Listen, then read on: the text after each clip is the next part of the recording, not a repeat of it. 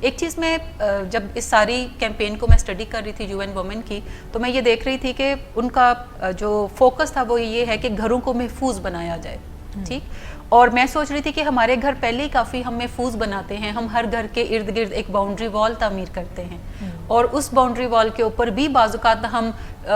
لوہے کی تاریں لگا دیتے ہیں، اس کے باہر ہم ایک گارڈ کھڑا کر دیتے ہیں جو کہ یہ ڈیمونسٹریٹ کرتا ہے کہ یہ گھر اور زیادہ محفوظ ہو گیا ہے.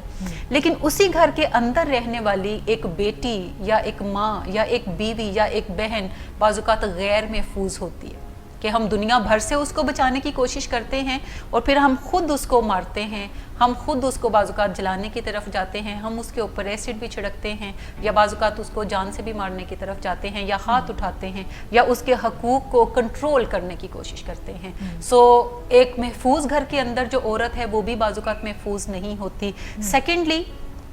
خواتین کا جو رول ہے اکنومیکل انڈسٹری کے اندر یا اکنومیکل سٹریم کے اندر وہ کافی اہم ہے. یعنی اگر میں پاکستان کی بات کروں اور دنیا بھر کے اندر بھی یہی ریشو ہے کہ خواتین مردوں کے مقابلے میں زیادہ ہیں. سو اگر آپ 52% جو خواتین پاکستان کے اندر ہیں آپ انہیں گھر بٹھاتے ہیں اور سمجھتے ہیں کہ گھر سے باہر یہ کام نہیں کر سکتی، ان کا جو رول ہے وہ گھر کے اندر زیادہ ہے، اور جو مرد حضرات ہیں جو 48% ہیں وہ گھر سے باہر نکل کر کام کریں گے، تو اس سے کوئی معاشی تبدیلی آئے گی تو اس سے کوئی بہت بڑی معاشی تبدیلی نہیں آئے گی، بلکہ ہم کوئی برابر کی چیزوں پہ چل رہے ہوں گے. اگر ہم چینج کرنا چاہتے ہیں، اگر ہم بہتر زندگیاں گزارنے کی طرف جانا چاہتے ہیں، تو ہمیں پھر خواتین کو بھی جو اکنامک انڈسٹری ہے یا اکنامک سٹریم ہے اس کے اندر ہمیں داخل کرنا پڑے گا. ہمیں خواتین کو گھروں سے بھی نکال کر باہر کچھ نہ کچھ رول ایسے دینا پڑیں گے جو کہ وہ ملک کے دھارے کے اندر جو ہیں وہ اچھے طریقے سے داخل ہو سکے. اسی طرح فیصلہ سازی ہے کہ فیصلہ سازی کے اندر بھی خواتین کو شامل کرنے کی ضرورت ہے، جس میں فیصلہ چاہے وہ گھر کی سطح پر ہے، چاہے وہ ملک کی سطح پر ہے، چاہے وہ پولیٹکس کے اندر ہے. اور جب میں یہ چیزیں ساری سوچ رہی تھی تو میں دیکھ رہی تھی کہ اگر ہم PTI گورنمنٹ کی بات کریں تو ان کی جو کیبنٹ میٹنگ ہے ان میں ہمیں صرف شیریں مظاہری صاحبہ نظر آتی ہیں، اونلی ون وومن. اگر ہم پیپلز پارٹی کی بات کریں تو وہاں پہ ہمیں شیری رحمان نظر آتی ہیں، only one prominent woman in that league. اور اگر ہم PML نون کی بات کریں تو وہاں پہ ہمیں مریم اورنگزیب نظر آتی ہیں جو کہ ایک خاتون ہیں. سو اگر ہماری پولیٹکس کے اندر جو ٹاپ ناچ لیڈرشپ ہے اس کے اندر اگر خواتین کا کردار جو ہے وہ آپ سمجھیں کہ 5% ہے یا اس سے بھی کم ہے، تو آپ اندازہ لگا سکتے ہیں کہ اس سے نیچے کہاں تک بات جائے گی. اور یہ میں جن پارٹیز کی بات کر رہی ہوں یا میں جن مردوں خواتین کی بات کر رہی ہوں کیبنٹس کے اندر، یہ بہت ہائیلی انٹلیکچوئل لوگ ہوتے ہیں، کہ یہ تھنک ٹینکس ہیں ان کے، ہائیلی انٹلیکچوئل لوگ ہیں جن کے ذہن ہم عام لوگوں کی نسبت زیادہ آزاد کنسیڈر کرتے ہیں. سو اس کا مطلب ہے کہ اگر وہاں پہ بھی کچھ ریسٹرکشنز ہیں یا وہاں پر بھی کچھ نہ کچھ تضادات ہیں تو ہمیں سوچنا ہوگا کہ ایک عام گھر کے اندر ان تضادات کی نوعیت جو ہے وہ کتنی زیادہ ہو سکتی ہے. سب سے پہلے اپنی سوچوں کو درست کریں اور پھر دیکھیں کہ میرے کون سی ایسے بیہیویئرز ہیں جو کہ اس مسئلے کو مینیج کرنے میں ہرڈل کریٹ کر رہے ہیں. اپنے رویوں کو بھی درست کر لیں اور تب آپ دیکھیں گے کہ اس مسئلے کو حل کرنا کوئی زیادہ بڑی بات آپ کے لیے نہیں ہوگی. شارٹ ٹرم پلاننگ کیا ہے کہ آج جو خواتین تشدد کا شکار ہو رہی ہیں یا ہماری بچیاں جو تشدد کا شکار ہو رہی ہیں انہیں کیسے بچایا جائے. تو میرے خیال میں سب سے پہلے تو اویئرنیس کریٹ کرنے کی ضرورت ہے. اویئرنیس کریٹ کرنے کے لیے میڈیا جو ہے جس میں سوشل میڈیا بڑا اہم رول پلے کرتا ہے، جس میں اویئرنیس کیمپینز بڑا اہم رول پلے کرتی ہیں، جس میں الیکٹرانک میڈیا کافی اہم رول پلے کرتا ہے. اگر ہم تمام لوگ جو بھی اس چیز کا سہارا لے سکتے ہیں، اگر ہم اپنی آواز بلند رکھیں گے تو یقینی طور پر میسج جو ہے وہ بہت دور تک پہنچے گا. سو ہمیں بات چیت ضرور اس موضوع کے اوپر کرنے کی ضرورت ہے کہ خواتین کے اوپر ہاتھ اٹھانا جو ہے یہ مناسب رویہ نہیں ہے. خواتین کو کنٹرول کرنا پیسے کے تھرو، باتوں کے تھرو، بری بری باتیں اس کے ساتھ کرنا یہ مناسب رویہ نہیں ہے. اچھا، فلم کے بارے میں ہمارا تاثر یہ ہوتا ہے اور عام طور پہ جو لوگ کوئی افسانہ پڑھتے ہیں، ناول پڑھتے ہیں، تو ان کا خیال ہوتا ہے کہ ہم اس میں سے کوئی سیکھ لے کے چلیں گے. ہر فلم کسی سیکھ کے لیے نہیں بنائی جاتی. فلموں کو بنانے کا، افسانوں کو لکھنے کا، ناولز کو لکھنے کا جو بنیادی مقصد ہوتا ہے وہ انٹرٹینمنٹ ہوتا ہے. اس میں کوئی گائیڈنگ پرنسپل نہیں چھپا ہوا. کوئی بات ایسی ہو سکتی ہے جو کہ آپ کو کسی گائیڈنگ پرنسپل کی طرف لے کر جائے، لیکن ہر بات اس کے اندر نہیں موجود. لیکن کچھ فلمیں خاص طور پہ ایسی بنتی ہیں جس میں کوئی نہ کوئی سیکھ ہوتی ہے اور وہ اسی کے لیے بنائی جاتی ہیں. جیسے خواتین پہ مجھے یاد آ رہا ہے if I am not wrong کہ لجا ایک مووی بنی تھی انڈیا میں جس میں کافی ساری مین جو لیڈ ایکٹریسز ہیں انہوں نے کام کیا تھا اور انہوں نے ڈفرینٹ سیگمنٹس کے اوپر بات چیت کی تھی جو کہ خواتین کے اوپر تشدد کے حوالے سے تھی.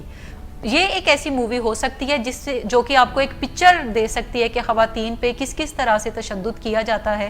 یا اس کی روک تھام کیسے کی جاتی ہے. لیکن اس میں یہ سیکھ نہیں ہے کہ اچھا آپ یہ تمام رولز کے اندر اگر نہیں ہے تو آپ پہ ایسا کوئی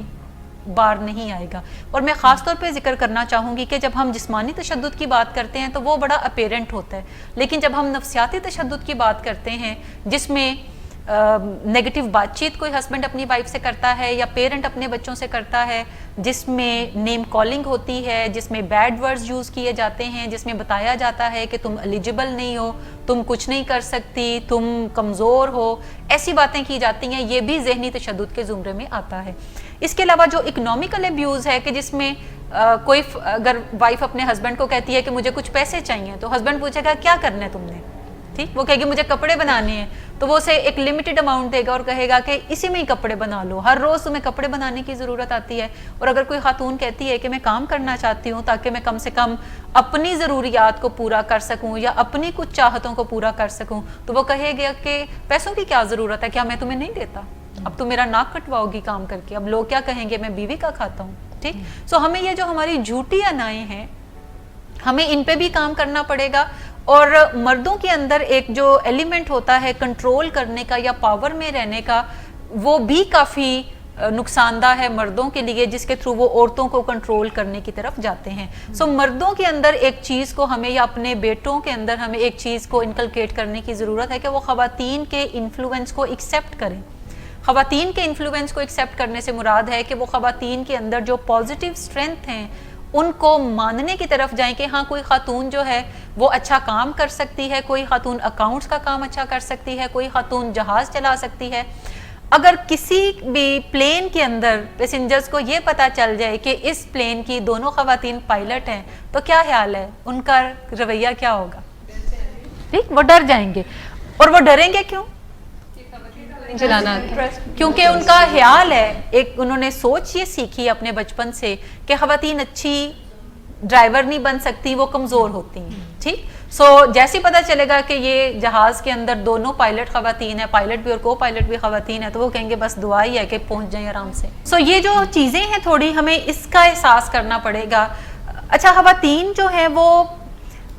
ان کے اندر جو پیرائٹل ہمارا لوب ہے برین کا وہ مردوں کا زیادہ بڑا ہوتا ہے, خواتین کا پیرائٹل لوب چھوٹا ہے. یہی وجہ ہے کہ خواتین بعض اوقات اسپیس جہاں پہ ہوتی ہے ان کے لیے اس اسپیس کو انڈرسٹینڈ کرنا تھوڑا مشکل ہے, جبکہ مرد جو ہیں وہ اسپیس کو انڈرسٹینڈ کر لیتے ہیں. میں نے دیکھا ہے کہ وہ بمپر ٹو بمپر گاڑی چلا رہے ہوتے ہیں اور ایکسیڈنٹ نہیں ہوتا, جبکہ خواتین ہمیشہ تھوڑا مارجن رکھ کے چلتی ہیں, یہ اپنی اس جو ویکنیس ہے برین کی اس کی وجہ سے. بٹ خواتین کے اندر جو ایک اسٹرینتھ جس سے وہ اس تمام چیز کو کور کرتی ہیں وہ ان کا کلیبوریشن ہے کہ وہ رستہ پوچھنے کی طرف جاتی ہیں, وہ اندازے نہیں لگاتی, وہ ہمیشہ رستہ پوچھنے کی طرف جائے گی, وہ ڈائریکشنز کو دیکھے گی کہ کتنا رہ گیا رستہ, کتنی سپیس ہے جس کے تھرو وہ کر سکتی ہیں. سو مرد و خواتین سیم کام جو ہیں وہ اپنی بعض اوقات ڈفرینٹ اسٹرینتھ کو یوز کر کے کر رہے ہوتے ہیں. خواتین کی اگر میں بات کروں تو ان کے اندر جو تھنکنگ برین ہے وہ زیادہ بڑا ہوتا ہے. یہی وجہ ہے کہ وہ زیادہ اچھے فیصلے کرنے کی پوزیشن رکھ سکتی ہیں, زیادہ بہتر فیصلے کر سکتی ہیں. خواتین کی ججمنٹ بہت اچھی ہوتی ہے. اس کے علاوہ مردوں کے مقابلے میں خواتین کے اندر انٹویشن کافی اچھا ہوتا ہے. انہیں کوئی بات بتانی نہیں پڑتی, وہ اگر کسی کمرے میں انٹر کریں گی تو وہ آدھی کہانی دیکھ کر ہی پہچان جائیں گی. جبکہ مرد اس مقابلے میں تھوڑے کمزور ہوتے ہیں, انہیں کسی بھی بات کو زیادہ الیبوریٹ کر کے بتانا پڑتا ہے اور پھر بھی وہ کہہ رہے ہوتے ہیں تم صحیح کہہ رہی ہو. سو یہ ڈفرینٹ چیزیں ہیں. خواتین کی اسٹرینتھ اپنی ہے, مردوں کی اسٹرینتھ اپنی ہے, اور اگر دونوں ایک دوسرے کے انفلوئنس کو ایکسیپٹ کریں گے تو وہ زیادہ کوارڈینیشن میں بہتر چل سکتے ہیں, زیادہ اچھے فیصلے کر سکتے ہیں, چاہے وہ گھر کی سطح پر کرنے ہیں یا ملک کی سطح پر کرنے ہیں یا کسی آرگنائزیشن کے اندر کرنے ہیں. تو اس کو گریجولی ہی بدلا جا سکتا ہے, لیکن ہمیں اس کے اوپر کام ضرور کرتے رہنا چاہیے. ہم نے ایک ایکٹیویٹی پلان کی ہے جس میں ہم نے ٹیچرز اور پیرنٹس کی ٹریننگ کرنی تھی. ہماری کوشش تو یہ تھی کہ ان کے فادرز بھی آئیں بچوں کے اور مدرز بھی آئیں. اسکول جو تھا وہ ایک گاؤں کے اندر تھا اور وہاں پہ ہم ٹریننگ چاہ رہے تھے child abuse awareness and prevention کے اوپر. تو स्कूल की इंतज़ामिया से हमने कहा कि कोशिश करें कि बच्चों के घर वालों को एक नोटिस लिख दिया जाए कि इस दिन ट्रेनिंग प्रोग्राम है और वो इसमें शिरकत ज़रूर करें। लेकिन स्कूल इंतज़ामिया की तरफ से हमें एक हफ़्ते के बाद ये बताया गया कि उनके लिए ये करना नामुमकिन है, क्योंकि जो आदमी हैं वो वर्कर हैं, वो ज़्यादा पढ़े लिखे नहीं हैं और उनकी बीवियां जो हैं वो ऑलरेडी डोमेस्टिकेटेड हैं। तो कहीं ना कहीं अगर उन्होंने ये मौजू कहा कि इस मौजू पे हम बात कर रहे हैं तो वो सोचेंगे कि कहीं ना कहीं ये बात उस इलाके के अंदर मशहूर हो जाएगी कि शायद स्कूल में किसी इस किस्म के मसले का सामना करना पड़ा है, या फिर वो ये सोचेंगे कि उनकी औरतें अगर स्कूल में आ रही हैं तो उन्हें गलत एक चीज़ सिखाई जा रही है जो कि शायद उनके घरों के अंदर मसले का उनको सामना इसलिए करना पड़े। तो उन्होंने वो ट्रेनिंग हमें करने नहीं दी और फिर उन्होंने कहा कि आप टीचर्स की ये ट्रेनिंग कर लें ताकि टीचर स्टूडेंट्स को इफेक्टिवली डिलीवर कर लें, लेकिन पेरेंट्स के लिए हम आपको टारगेट ऑडियंस प्रोवाइड नहीं कर सकते। अच्छा, ये आप जो मसला बता रहे हैं ना, ये टैबू टॉपिक्स हैं। हमारे यहाँ अभी बहुत सारे टॉपिक्स टैबू कंसिडर किए जाते हैं जिस पे ओपनली हम बात नहीं करना चाहते अपने कुछ खौफ की वजह से। मैं एक बड़ी सादा सी बात इसके जवाब में करना चाहूँगी कि हम मुस्लिम हैं, अल्लाह ने एक किताब उतारी जो कि हमें एक मैनुअल देती है कि हम अपनी ज़िंदगी कैसे गुजारें, जिसको हम कुरान पाक कहते हैं।